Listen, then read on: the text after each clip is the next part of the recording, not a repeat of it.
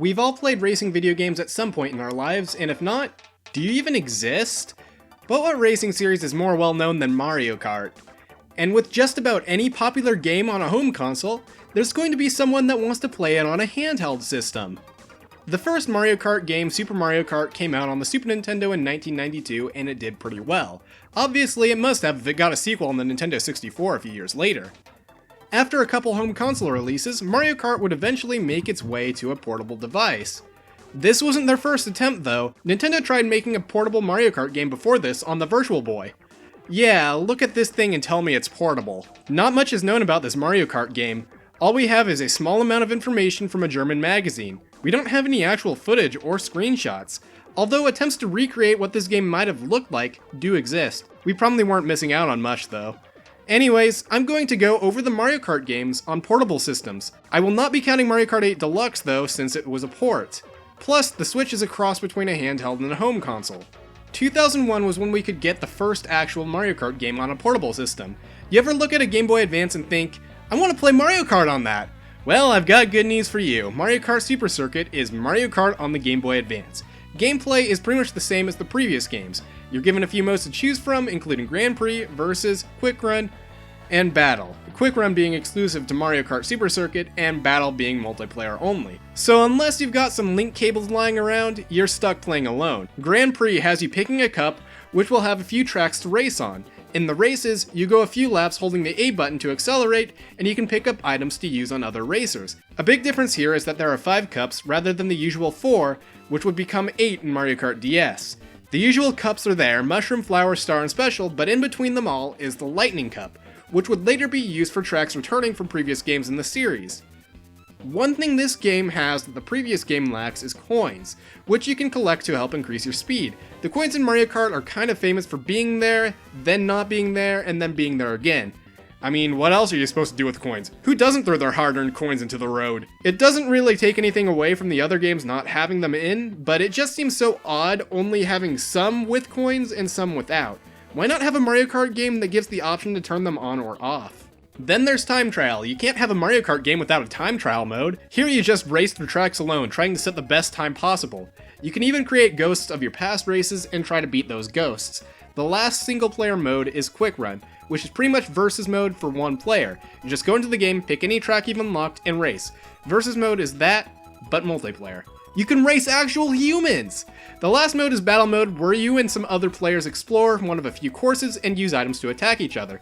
A great way to take your anger out on someone that beat you in the racing modes. Unless you suck at battle too. Mario Kart Super Circuit isn't usually anyone's #1 game in the series, since nearly the rest of the games are superior in almost every way. Coming to the Game Boy Advance after the Nintendo 64 was definitely a bit of a downgrade. However, more could be pulled off with the Game Boy Advance than with the Super Nintendo, so Mario Kart Super Circuit ended up being a weird mix between the original and 64. It even has the same selection of playable characters as 64. There may be the same amount of characters, but there are actually more tracks than usual for a Mario Kart game. Before this game, there would be 4 cups, the original having 5 courses in each one, but 64 only having 4. As I mentioned earlier, Super Circuit has 5 cups, but, spoiler alert, there are more. You can actually unlock all of the racetracks from the original Mario Kart, so it's like 2 Mario Kart games in one, only they both play exactly the same. I always found it really cool that they did that. It was nice being able to play courses from the first game, but the new tracks this game introduced were pretty fun too, even if there were some repeats. Who doesn't want to race through Bowser's Castle a million times? Hardware limitations definitely held this game back a bit, but despite that, it still managed to be a decent game. Then Mario Kart DS came out and became the only handheld Mario Kart game that anyone gives a piss about. Mario Kart DS is the 5th mainline Mario Kart game, and being on a handheld again, this series had to deal with limitations of that handheld. However, the DS was far more powerful than the Game Boy Advance, and could actually run true 3D games like Super Mario 64. What can I even say about the gameplay here? It's exactly the same as it was in Super Circuit. All that's really different are the courses, characters, and modes. You can even draw an emblem to appear on your cart.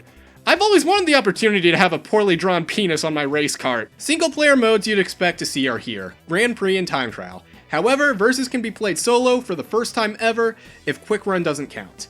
You can also do Battle Mode alone for the first time. It looks like Nintendo's finally realized that gamers have no friends! However, there's one mode that stands out. Missions.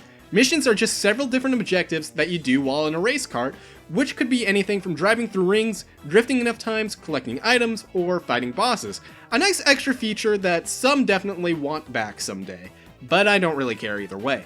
When it comes to content, this Mario Kart has more to do than the other games. There are now 32 tracks in total, half of which coming from the previous 4 main Mario Kart games, all split evenly. Each one starts with a track from the original Mario Kart, then one from 64, then Super Circuit, and finally Double Dash for the GameCube. As we got more Mario Kart games, the retro tracks would become a lot less balanced, seeming to care more for some installments in the series than the others. There are also more characters in this game than in Super Circuit. Not as much as Double Dash, but more than Super Circuit.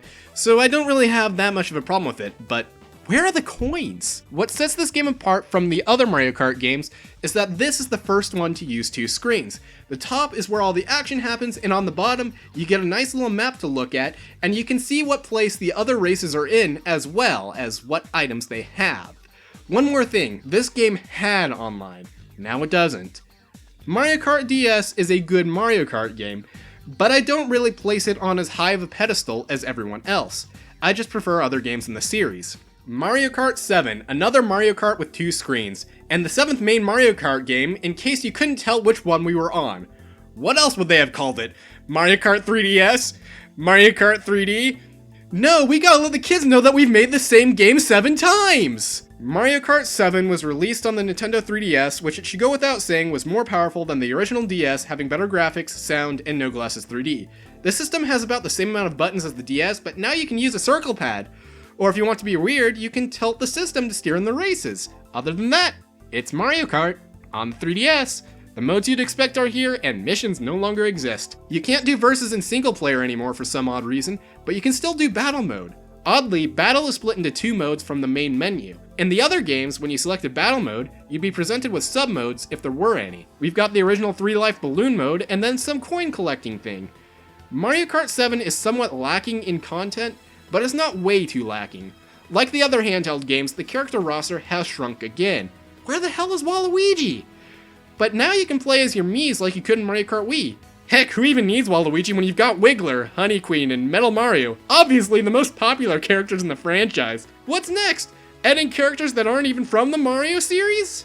Okay, so a lot of characters may be missing, but you can customize your kart, and that's cool. We've got the usual amount of tracks, half of which are returning from previous games, so what else can I say about that? There are a few gameplay changes I can talk about, though. There are parts of the racetracks where you'll glide through the air, and parts where you'll drive underwater. It makes things a little interesting when racing on a track originally from a game that didn't have that feature. Also, coins are back! Thank God, this really makes up for not having a playable Waluigi. Another thing Mario Kart 7 has is a mode called Mario Kart Channel, where you can manage Spot Pass and Street Pass data. The former being information from the internet and the latter exchanged between your own system and another person's system when you walk by them out in public or something. Through Spot Pass, you get ghosts to race and time travel, and through Street Pass, you can put together your own Grand Prix Cup. Sadly, there's no level editor, but something like that would be kinda cool in a Mario Kart game, even if it ended up being basic compared to normal stages. What I mean by making your own cup, though, is that you get to choose what courses from the game are on it and what order they're in. When you street pass somebody, they get your cup and you get theirs. You can also send each other ghost data for time trial. You also have the option of joining them in an online game if they're playing online. But when I first got this game, I used to play online all the time, and I had a lot of fun doing it. I spent way more time online in Mario Kart 7 than I ever did in DS, since I did get the game just before Nintendo Wi-Fi connection was shut down. You can join a random match or a community someone's put together. There's also the option to go against friends that are online or opponents you've previously faced. Mario Kart 7 was far from perfect, but despite that, still managed to be a great Mario Kart game. I honestly think I prefer this one to the previous 2 handheld Mario Kart games. All of the handheld Mario Kart games are good games, but some are better than others. At the rate they're going with how much better the hardware is getting, I'm sure we can expect great things from the next handheld Mario game. Waluigi's back!